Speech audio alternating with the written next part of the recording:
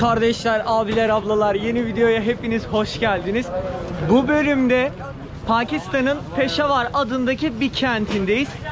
Kentin nüfusu ortalama 2 milyon. Bu kent diğer kentlerden biraz farklı.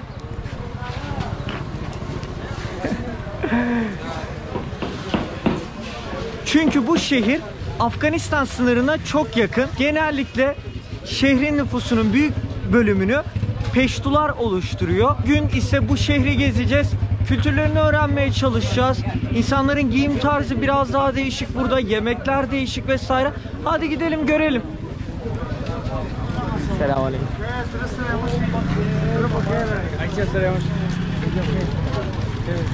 Abi yağın rengine bakar mısınız? Simsiyah. Yıllardır değişmiyor. Oba.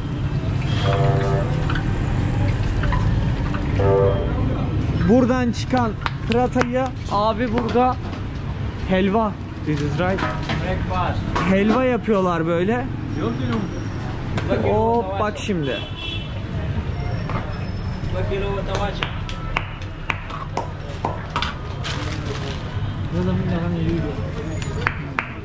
Bu işte böyle kahvaltı olmuş oldu. Afiyet olsun. Good morning. Burada da böyle farklı tatlılar var. Turkey. İstanbul, Turkey. Türkiye. Süper. Şu anda kahvaltı yapmak için ise ana caddenin gürültüsünden uzakta içeride bir yere getirdi abi beni. Burada işte şu motka mı derler, moka mı derler? Hani bunda sütlü çay yapıyorlar. Bir yandan da yapılan sütlü çaydan kremasından işte kaymak yapılıyor. Ekmekle birlikte servis ediliyor. Afiyet olsun. Fehzer Rahman abimizin dükkanına daha önceden bir YouTuber gelmiş. 100 yıldan fazladır abi burası, bu dükkan açıkmış. Daha önceden babası işletiyormuş. Şimdi amcamız kanalın ismini istedi, hemen yazalım.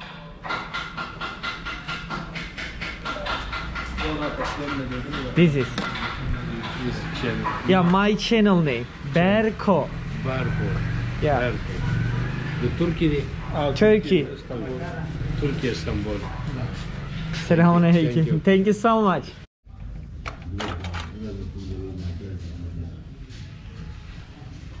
This is the traditional bread for just Peshawar. Yeah, for breakfast. Şimdi kahvaltı için geldiğim yerde Peşavar'a ait böyle bir ekmek var. Bizim pide gibi düşünün. Tırnaklı pide gibi, aynı yumuşaklığı. Ve yanında kaymak geliyor. Burada süt ürünlerinin tadı inanılmaz güzel abi. It's a milk tea, right? Yeah, milk tea.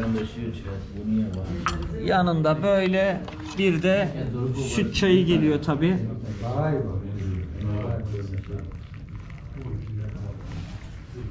Bu buranın, Peşavar'ın geleneksel kahvaltısıymış. Peşavar'da insanlar Pakistan'a göre daha böyle az yağlı şeyler yiyorlar. Bu da dükkan.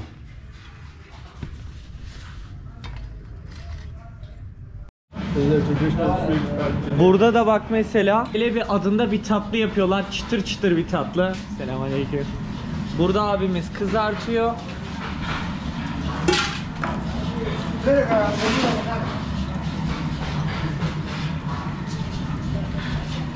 Bizim tatlı var ya, halka tatlı. Onun gibi tadı ama ip ince böyle. Çok şekerli bu. Tabii bizim halka tatlısı çok daha güzel. Eyvallah. Şu içtiğimiz her sabah sütlü çay var ya, onun da yapıldığı, selamünaleyküm. Onun da yapıldığı işte çaylar bunların karışımıyla yapılıyor. Böyle Brezilya'dan, Çin'den, Afrika'dan gelen karışık çayları kullanıyorlar. Güzel süt çayının tadı ama fazla içince cırcır yapıyor. Selamünaleyküm. Aleykümselam. Selamünaleyküm. Bakın şurada da mesela kadın ayakkabıları vesaire satılıyor. Burada böyle kadınlar için böyle ayakkabılar satılıyor. İnanılmaz rengarenk, çok güzel duruyor. Buradaki tüm sokakta böyle ayakkabılar satılıyor. Chapali adında burada satılan bir ayakkabı var. Böyle ön ucu açık, biraz böyle ne derler? Yani şekli böyle biraz değişik. Bu ayakkabıyı kullanıyorlar erkekler.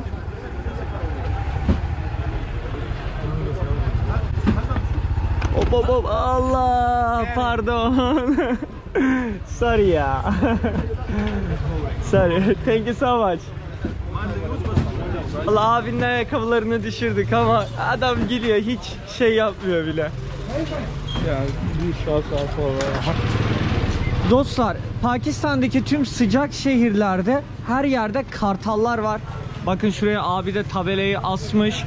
Burada kartal avlamak için malzemeler vesaire satıyorlar. Selamünaleyküm. Abimiz de burada yumurta, et vesaire satıyor. Selamünaleyküm, good morning. Hayırlı işler. Hayırlı işlerin İngilizcesi ne demek acaba? Çok merak ediyorum.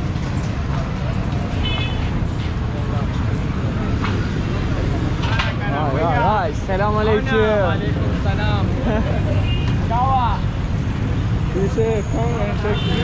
How much price for kilogram? Yo kilo हुई बसो दे 720. 720. Yeah. Yani 3 dolar 4 dolar civarında peynirin fiyatı. Selamünaleyküm. Burada da yoğurt satıyor abi. İşte lassi vesaire. Ova. Thank you so much mister. Süt ürünlerinin tadı inanılmaz güzel Pakistan'da. Turkey. Turkey. Burada da gene abilerimiz ekmek yapıyor. Sokakta hep böyle bir yerlerde roti satılıyor. Ova. Thank you so much. Burası ise Peşavar'daki Saat Kulesi. Vay, balık satıyorlar burada. Selamünaleyküm. How much price one? Yeah, हुई बसो दे 151 $1. Bir tanesi abi balıkların 1 dolarmış sadece. Thank you Şükriye. Selamünaleyküm. They are labor How to- waiting for work. Aa, buradaki arkadaşlar da iş için bekliyorlarmış. Yani hani Kemal Sunal'ın filminde geliyor diyor ya işte sen gelme ulan diye. Tam o muhabbet. Ya burada iş için bekliyor bu abilerimiz. Mesela inşaat işçisiymiş bu abiler.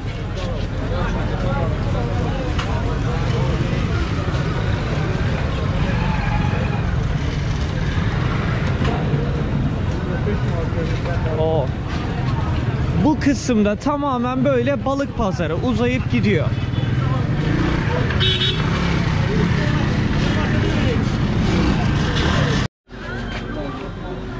Pazarın bu kısmında da daha önceden düğün videosunda gördüğümüz gelin elbiseleri var.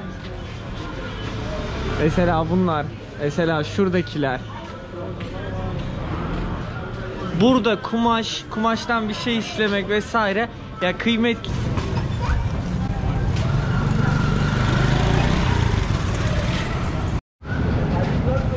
Selamünaleyküm. Şimdi burada sokak yemeklerinden birisi. Abi nohut satıyor. Pilav satıyor. Şurada çorbalar var vesaire. This is meat, right? Just. Yeah, yes. Yeah. Paçadan, ayak paçadan yapılan bir çorba satıyor. Burada da böyle. Thank you. Amcanın çok ilginç bir sopası var böyle. Yılan gibi yapmış.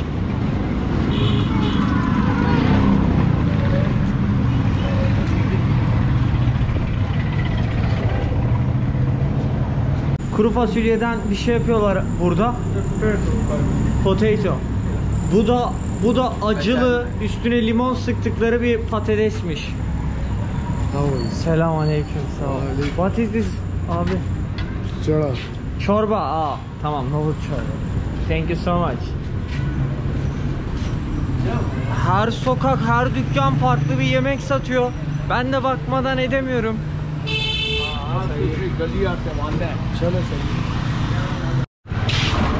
Şimdi gideceğimiz sokağın ismi ise balık pazarına,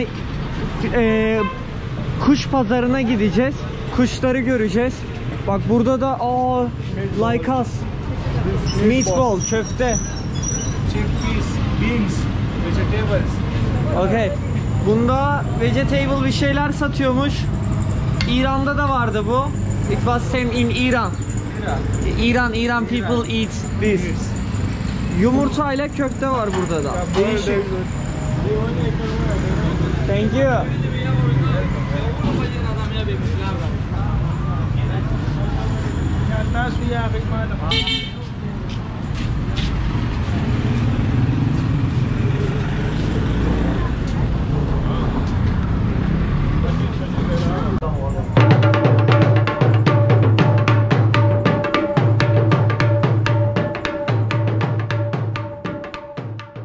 Dükkandan davet ettiler. Burada düğünlere abiler gidip işte davul zurna vesaire çalıyorlar. Ya isimlerini telaffuz edemediğim için söyleyemedim. Mesela şu Afgan geleneksel bir müzik aleti. İşte bu kardeşimiz şu davulu çaldı biraz önce. Ya böyle yani nereye adım atsam hep biri bir yere davet ediyor. Biri bir şey göstermek istiyor vesaire.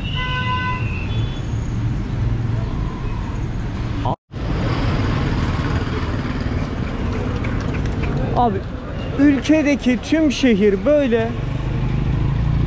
Kaldığın yerden, kapının önüne çıktığın yerden, bu arada kaldığım yeri videonun sonuna koyacağım. Çok güzel bir yerde kalıyorum. Çok güzel bir ev sahibim var.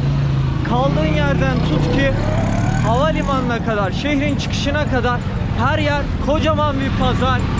Her yerden tuktuklar geçiyor böyle.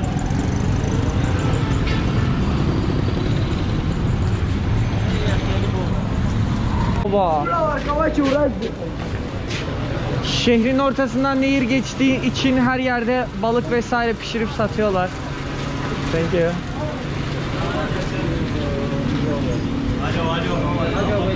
Bir de kebap olayı burada çok fazla var. Selamünaleyküm. Yani bizdeki gibi işte ciğeri, eti, saç tavası, işte tavuk kızartıyor abi orada.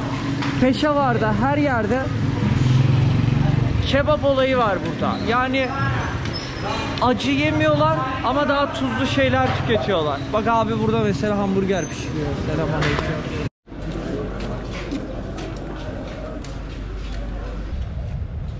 Mescid Muhabbet Han diye bir camiye geldik.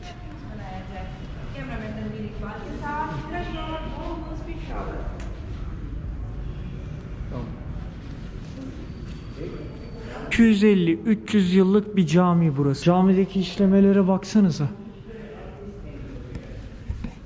Ve arkadaşlar, ülkede gördüğünüz o arabaların üzerindeki işlemeler vesaire hiçbiri sticker değil. Hepsi tek tek elle yapılmış işlemeler.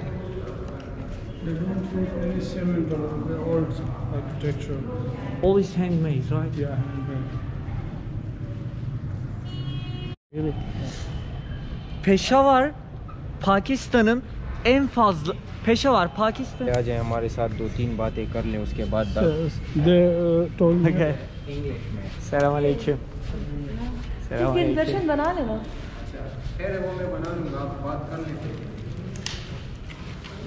Okay, so I'm Berkan from Turkey. So almost I'm traveling around the world for year.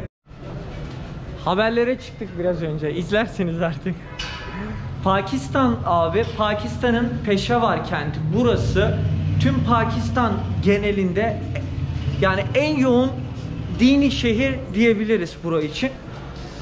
Tabii ki burada da yine Hristiyanlar da yaşıyor. Şu anda Peşavar şehrindeki Stone Market'e, yani değerli taşların olduğu markete geldik.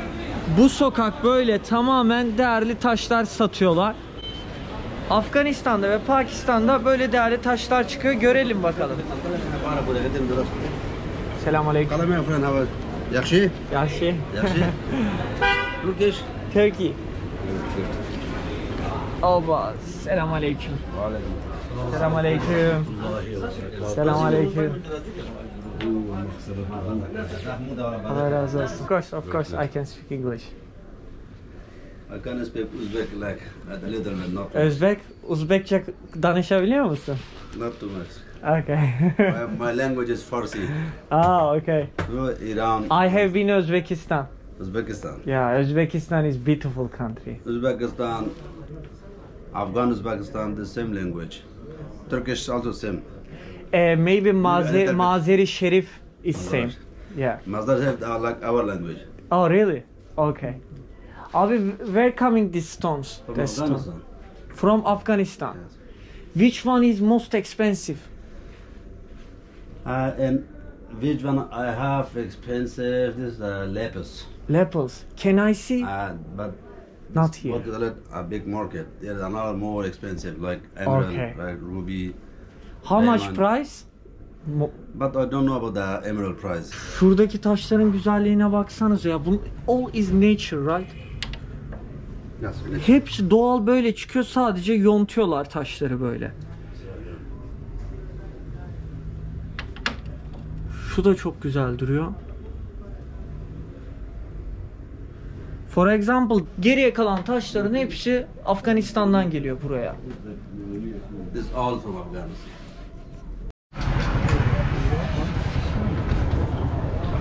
Şimdi geldiğimiz dükkan Afgan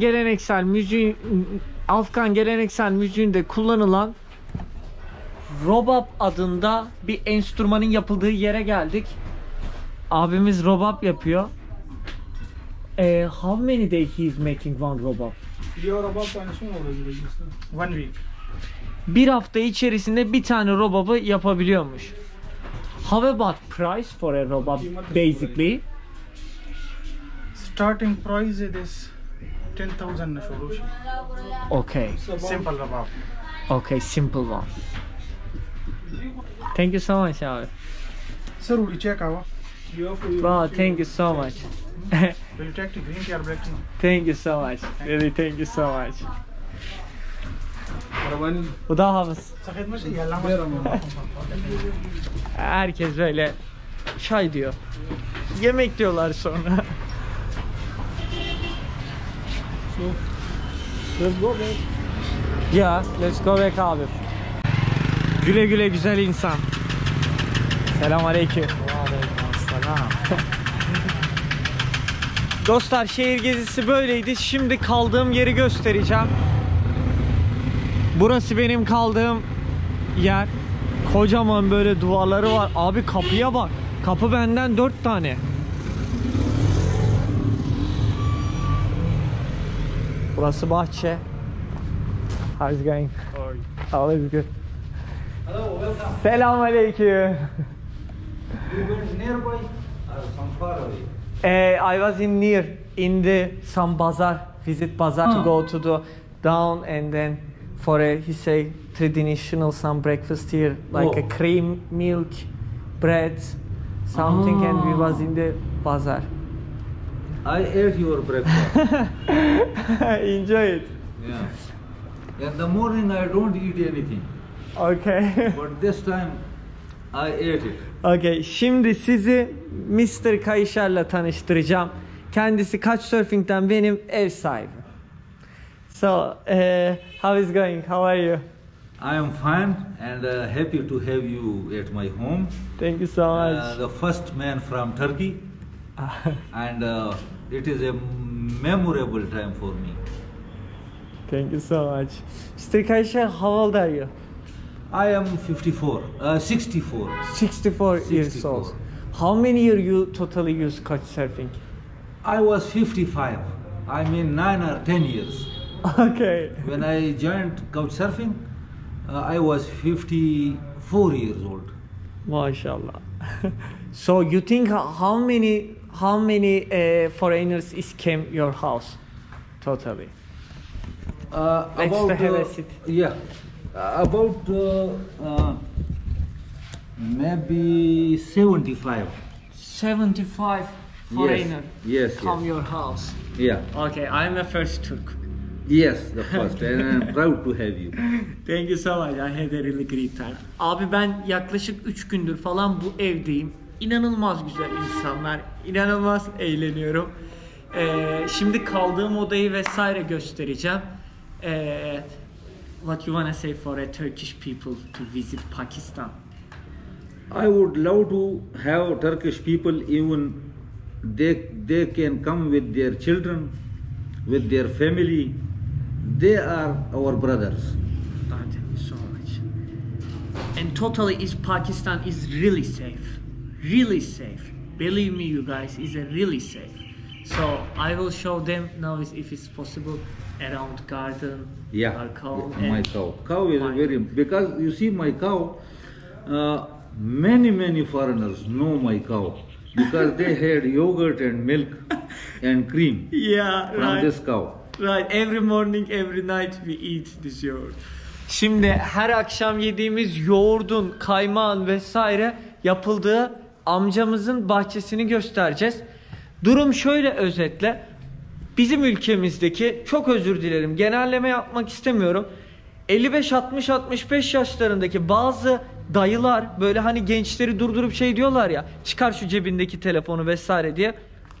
Şu videoyu izleyen varsa gerçekten atsın, o dayıları etiketlesin bu videoya. Adam dünyanın her yerinden insanları evine alıp evinde misafir ediyor. Kültürlerini öğrenmeye çalışıyor. Kadın erkek fark etmez sizin. Burası da benim kaldığım oda. Şimdi orayı göstereceğim. Ben biraz dağıttım galiba odayı. Affola. Şu benim yatağım. Arkadaşlar bu da benim tulumum. Ya inanılmaz güzel sıcak tutuyor beni. Ben bu kelimeyi çok kullanıyorum, inanılmaz, ama eşyalarım var, biraz dağınığım. Böyle. Yani bu uygulama sayesinde ben dünyanın birçok yerinde kalacak ev, yeni arkadaşlıklar, insanların kültürlerini doğrudan öğrenebiliyorum. Yani olay sadece işte bedavaya bir yerde kalmak vesaire değil. Yani kesinlikle o kafada değilim.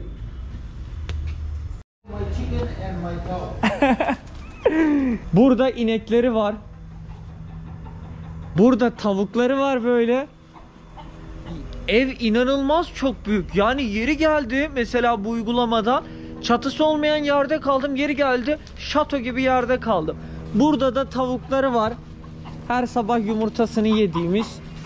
İçeride de sanırım keçi ya da bir şey olacak. Bir bakalım ne varmış. Ya bir şey yok. Yani böyle arkadaşlar. Ben olabildiğince videolarda bunları anlatmaya çalışıyorum. Gezmek isteyen kardeşlerime, gezmek isteyen büyüklerime belki bir katkısı olur. Belki bir yol gösterici bir şey olur bu videolar diye. Gezin, görün, öğrenin, başkalarına öğretin. Ben zamanında 21-22'li yaşlarımda çok deli dolu bir insandım vesaire. O zaman bu iş bana şey geliyordu, komik geliyordu, kameraya karşı konuşmak. Ya geziyoruz işte falan kafasındaydım. Ama şimdi çok farklı düşünüyorum. Büyüdüm aslında biraz da. Ne kadar hala deli olsam da. Durumlar böyle. Peşavar şehri böyleydi. Videoyu izlediğiniz için teşekkür ederim. Bir yorumunuzu, bir like'ınızı esirgemezseniz eyvallah. Gelecek bölümde yeni bir macerada görüşmek üzere. Allah'a emanet, hoşça kalın.